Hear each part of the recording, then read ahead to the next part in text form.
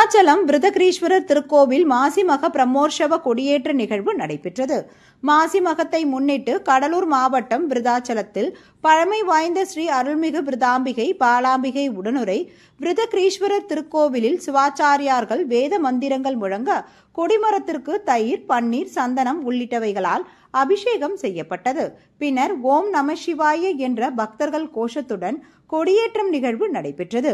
பின்னர் பக்தர்களுக்கு மகா தீபாராதனை காண்பிக்கப்பட்டது.